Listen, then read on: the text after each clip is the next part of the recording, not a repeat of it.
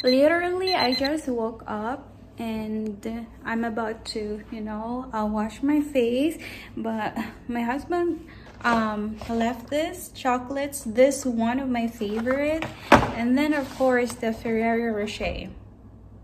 Ayan. Maghihilamos ako, and I will bring you to my skincare routine.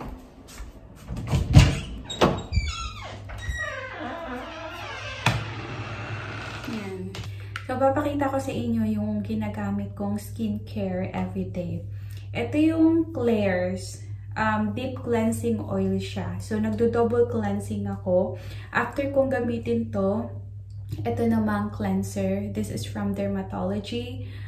Oat cleanser. Ayan. Nagawa ko naman ay nag-oil cleansing lang ako every night. Pero nakalimutan ko kagabi. Kaya gagamit tayo ngayon ng oil cleansing. Maganda to guys. Na-appreciate ko siya kasi inaalis na yung mga blackhead na meron ka sa ilong, ganyan, dito sa pisngi. At saka, masasabi mo talaga na sobrang linis ng mukha mo. Kasi pag cleanser lang yung ginagamit mo, ang nangyayari ay pag nag-toner ka, makikita mo may mga dumi pa rin. Pero pag nag-double cleansing ka, ano talaga siya? Sobrang linis. Yan. Kini-cleanse ko dito banda sa ilong kasi maraming mga blackheads. Dito tayo madalas nagkakaroon ng blackheads, di ba? Hindi naman ganun kadami yung blackheads ko, pero mini-make sure ko consistent na dito ko siya. Ayan. Mas fino-focus. Hilamos tayo. Ayan. Pag nabasa siya, ang texture niya, ganito. Ayan, nag-white. Maghilamos lang ako, guys. Ayan, nakapaghilamos na ako. Susunod naman natin itong cleanser. Inuubos ko na to ngayon. Kasi may mga cleanser pa ako dyan na hindi ko pa na-itatry. Na gusto ko itry. Yung mga ginagamit ko, guys, na skincare, they are all Korean products at may mga mild lang silang, ingredients. So, hindi siya ganun ka-harsh.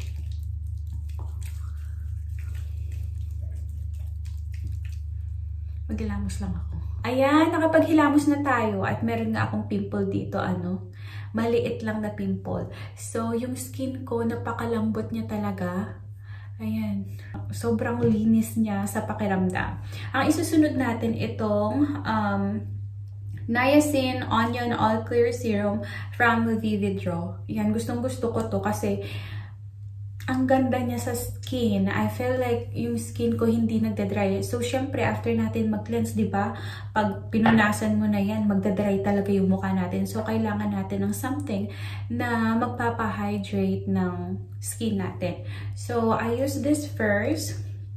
Meron din akong ginagamit minsan. Ito from Vividro din. Cherry Collagen Firming Capsule Ampule. Maganda din to. Kaso hindi ko siya masyadong ginagamit. Mas preferred ko itong Niacin. Ginagamit ko yung Cherry Collagen sa gabi. O minsan-minsan. Ina-alternate ko sila.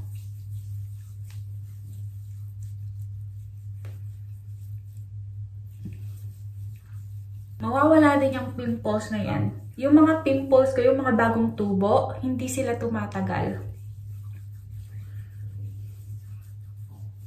Bukas wala na yan.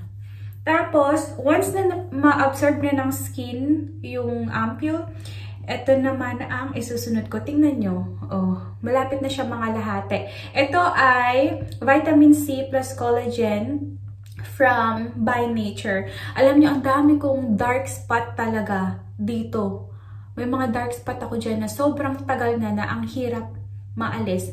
Ito lang yung nakapagpaalis. Ito yung dark spot ko na to, kung nakikita nyo, sobrang itim yan dati. Pero ngayon medyo reddish na siya, na tinatry nitong, kasi ito lang yung consistent talaga na ginagamit ko every morning and every night. Tapos pinapatungan ko lang ng mga ganito para tumulong sa hydration ng skin. So, itong by nature. Tapos, meron akong customer, talagang hinord niya yung ganito. Sabi ko, you've been using this, I've been using that too. Tatlong, pump lang, kasi madami na yan.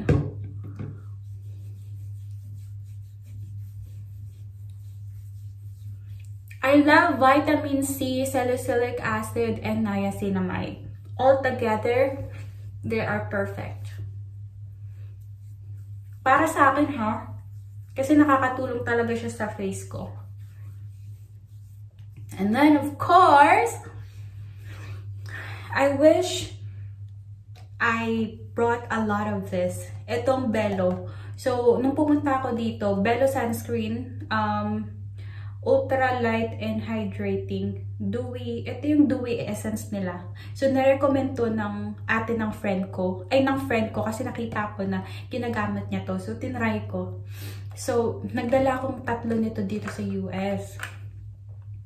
Ayun, malapit na maubos. Pagkakaalam ko, meron pa akong isa. So, sunscreen is mandatory every morning.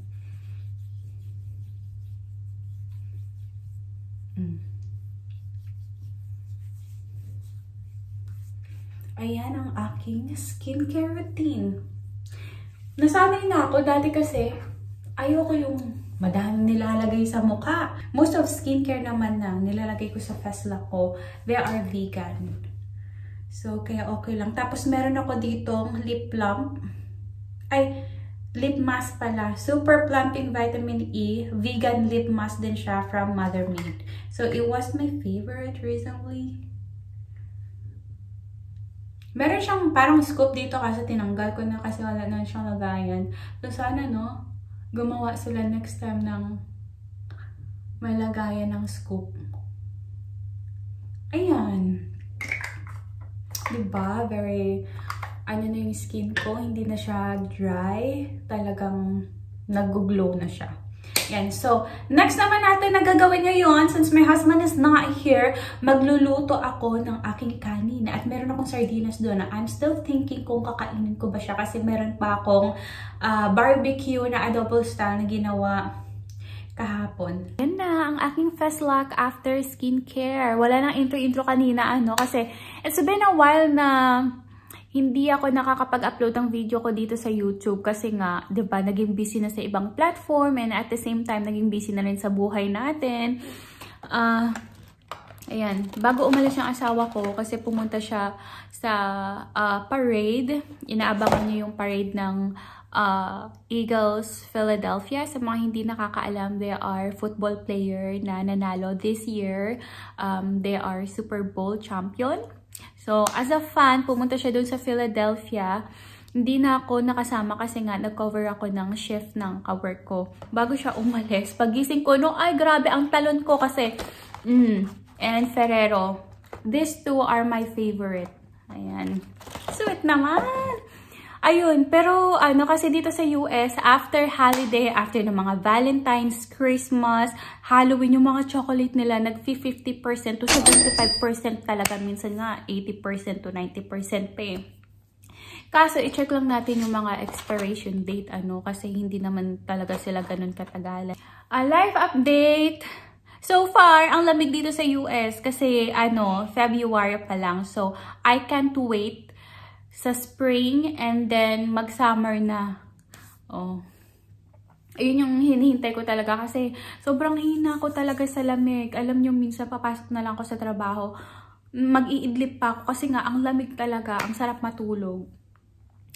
Ayun, kailangan ko nang mag-breakfast. Iko-close ko na siguro yung vlog ko kasi gutom na agets. Bye! Thank you again for watching my vlogs.